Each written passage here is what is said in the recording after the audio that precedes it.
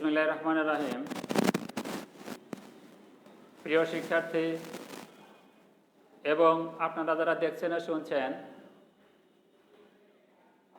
সবাইকে স্বাগত জানাচ্ছি মোহাম্মদ মজনু মিয়া, প্রভাষক পরিসংখ্যান, বেলকুচি সরকারি কলেজ, বেলকুচি, সিরাজগঞ্জ। প্রিয় শিক্ষার্থী, আমি আলোচনা করছিলাম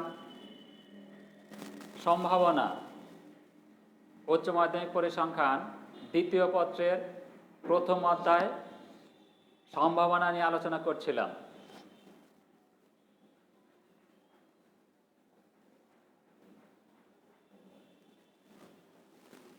কোনো একটি ঘটনা ঘটার ক্ষেত্রে যদি অন্য কোনো ঘটনার উপর আংশিক বা সম্পূর্ণভাবে নির্ভর না করে, তখন তাকে বলা হয় স্বাধীন ঘটনা।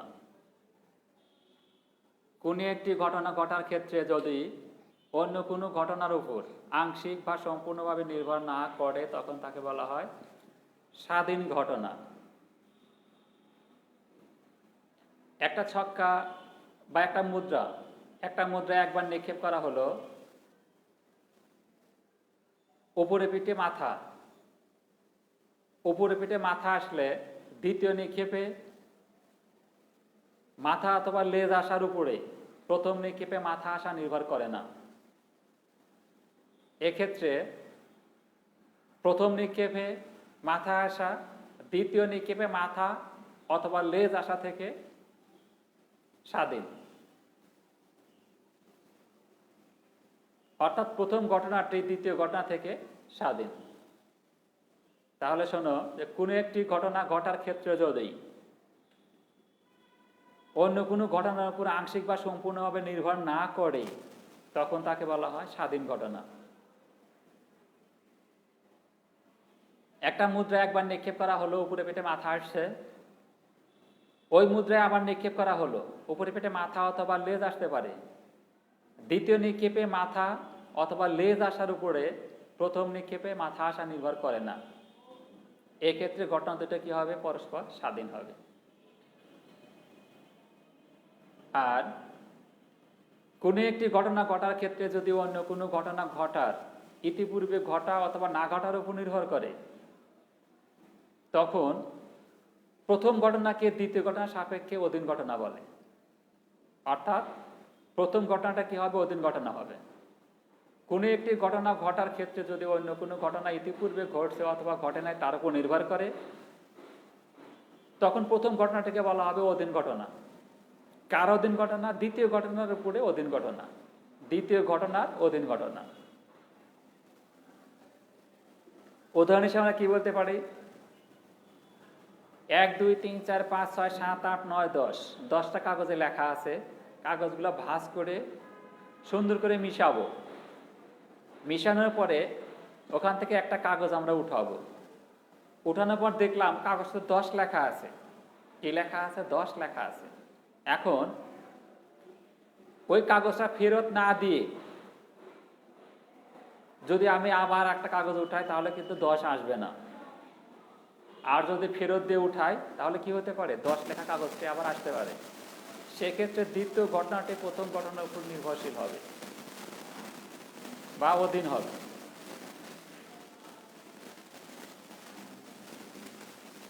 ঠিক আছে শিক্ষার্থীরা? তাহলে শোনো, যে কোনো একটি ঘটনা ঘটার ক্ষেত্রে যদি অন্য কোনো ঘটনার উপর আংশিক বা সম্পূর্ণভাবে নির্ভর না করে, তখন তাকে বলা হবে কি? স্বাধীন ঘটনা। আর কোনো একটি ঘটনা ঘটার ক্ষেত্রে যদি অন্য কোনো ঘটনার উপর আংশিক বা সম্পূর্ণভাবে নির্ভর করে, তখন তাকে বলা হবে অধীন ঘটনা।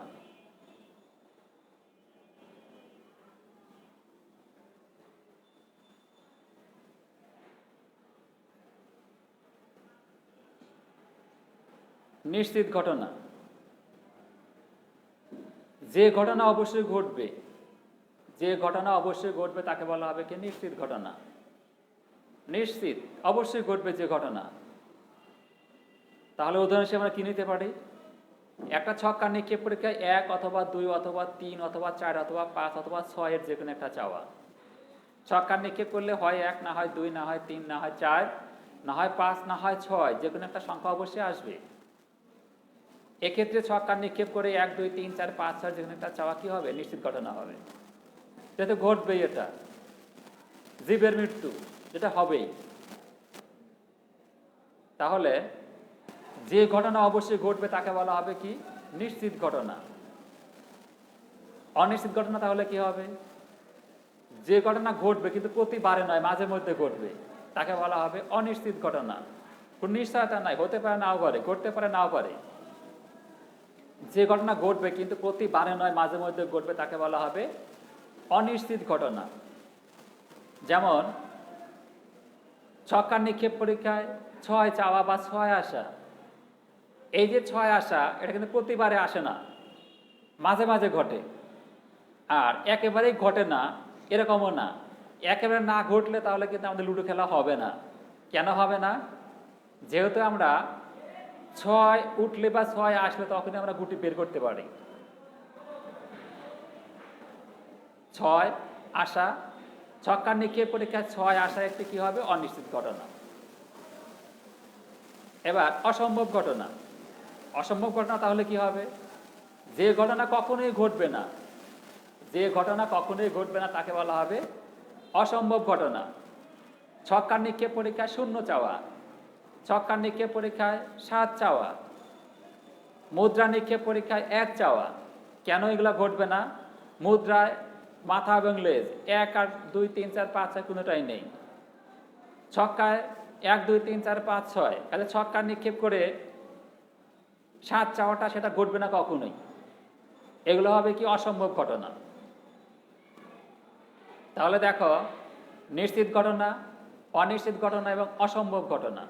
নিশ্চিত ঘটনা কি, যে ঘটনা অবশ্যই ঘটবে তাকে বলা হবে নিশ্চিত ঘটনা। যে ঘটনা ঘটবে কিন্তু প্রতিবারে নয়, মাঝে মধ্যে ঘটবে, তাকে বলা হবে অনিশ্চিত ঘটনা। আর যে ঘটনা কখনোই ঘটবে না তাকে বলা হবে অসম্ভব ঘটনা। ঠিক আছে শিক্ষার্থীরা? নিশ্চয়ই তোমাদের নমুনা ক্ষেত্রের মোট নমুনা বিন্দুর সংখ্যা এবং কোনো একটি ঘটনা অনুকূল নমুনা বিন্দুর সংখ্যার কথা মনে আছে? নমুনা ক্ষেত্রের মোট নমুনা বিন্দুর সংখ্যা কি? নমুনা ক্ষেত্রের মোট নমুনা বিন্দুর সংখ্যা হলো যে কোনো একটা নমুনা ক্ষেত্রের মধ্যে যতগুলা বিন্দু থাকবে তাকে বলা হবে কি, ওই নমুনা ক্ষেত্রের মোট নমুনা বিন্দুর সংখ্যা। আর কোনো একটি ঘটনার মধ্যে যতগুলা বিন্দু থাকবে তাকে বলা হবে কি, ওই ঘটনার অনুকূল নমুনা বিন্দুর সংখ্যা। নমুনা ক্ষেত্রের মোট নমুনা বিন্দুর সংখ্যাকে স্মল লেটার n এবং কোন একটি ঘটনার অনুকূল নমুনা বিন্দুর সংখ্যাকে স্মল লেটার m দ্বারা প্রকাশ করা হয়। ঠিক আছে শিক্ষার্থীরা? এবার সম্পূরক ঘটনা। সম্পূরক ঘটনা কি? সম্পূরক ঘটনা হলো 2 বা 2 এর অধিক, 2 বা 2 এর অধিক বর্জনশীল ঘটনা যদি এমন হয় যে পরীক্ষা চালালে যে কোনো একটা ঘটনা অবশ্যই ঘটবে এবং দুটি ঘটনার ইউনিয়ন অথবা ঘটনাগুলোর ইউনিয়ন করলে যদি নমুনা ক্ষেত্রের সমান হয় তখন তাকে বলা হবে কি, সম্পূরক ঘটনা। অর্থাৎ 2 বা 2 এর অধিক বর্জনশীল ঘটনা, প্রথম শর্ত কি হতে হবে, বর্জনশীল হতে হবে।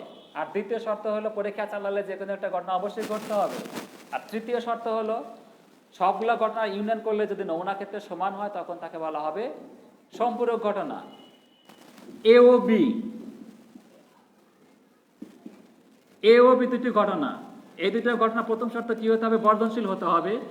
দ্বিতীয় শর্ত পরীক্ষা চালালে যে কোনো একটা ঘটনা অবশ্যই ঘটতে হবে। আর তৃতীয় শর্ত হলো এই দুটো ঘটনা ইউনিয়ন করলে কার সমান হতে হবে, ইউনিয়ন করে নমুনা ক্ষেত্রের সমান হতে হবে। যদি ইউনিয়ন করে নমুনা ক্ষেত্রের সমান হয় তখন এই ঘটনা দুটাকে বলবো আমরা কি, সম্পূরক ঘটনা। ঠিক আছে শিক্ষার্থীরা? তাহলে আবার শোনো, 2 বা 2 এর অধিক বর্ধনশীল ঘটনা যদি এমন হয় যে পরীক্ষা চালালে যে কোনো একটা ঘটনা অবশ্যই ঘটবে এবং সবগুলা ঘটনা ইউনিয়ন করলে যদি নমুনা ক্ষেত্রের সমান হয় তখন ওই ঘটনাগুলোকে বলা হবে সম্পূরক ঘটনা। উদাহরণ হিসেবে আমরা কি বলতে পারি, যে ছক্কা নিক্ষেপ পরীক্ষায় জোড় এবং বিজোড় সংখ্যা আসা। ছক্কা নিক্ষেপ পরীক্ষায় জোড় এবং বিজোড় সংখ্যা আসা, এই ঘটনাটা কি হবে, সম্পূরক ঘটনা। কিভাবে হয় দেখো, ছক্কা নিক্ষেপ পরীক্ষায় জোড় সংখ্যা আসার ঘটনা কত, এ, তাহলে এই ঘটনা কত হবে 2 4 6। বিজোড় সংখ্যা আসার ঘটনা বি, বি ঘটনা কত 1 3 5। ছক্কা নিক্ষেপ পরীক্ষায় জোড় সংখ্যা আসার ঘটনা a = 2 4 6 এবং বিজোড় সংখ্যা আসার ঘটনা b = 1 3 5। এখন এই দুটো ঘটনা বর্জনশীল। কিভাবে বুঝবো বর্জনশীল? দেখো পরীক্ষা চালালে কি হবে, যে কোনো একটা ঘটনা অবশ্যই ঘটবে। ছক্কা যদি আমি গড়িয়ে দেই,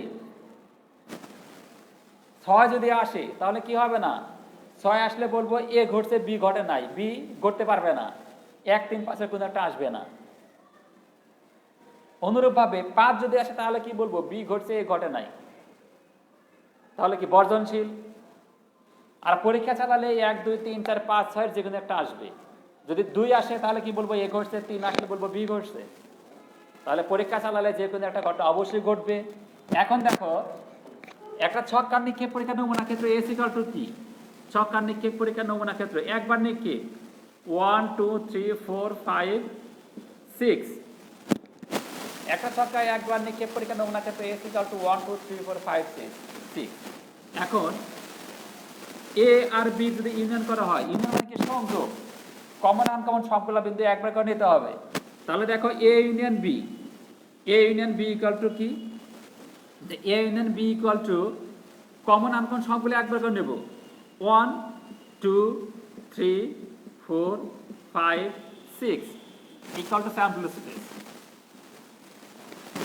তাহলে দেখো তিনটা শর্ত কিন্তু পূরণ হচ্ছে, এখানে তিনটা শর্ত কিন্তু পূরণ হচ্ছে। 1 নম্বর শর্ত কি ছিল, বর্জনশীল, a ও b বর্জনশীল। পরীক্ষা চালালে যে কোনো একটা ঘটনা অবশ্যই ঘটবে, ঘটেছে এখানে।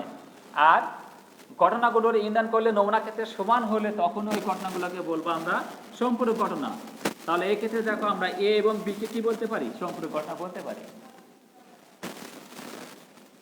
ঠিক আছে শিক্ষার্থীরা, আজ আর নয়, আমার আগামী ক্লাস দেখার আমন্ত্রণ জানিয়ে আজকের ক্লাস আমি এখানে শেষ করছি। ধন্যবাদ সবাইকে।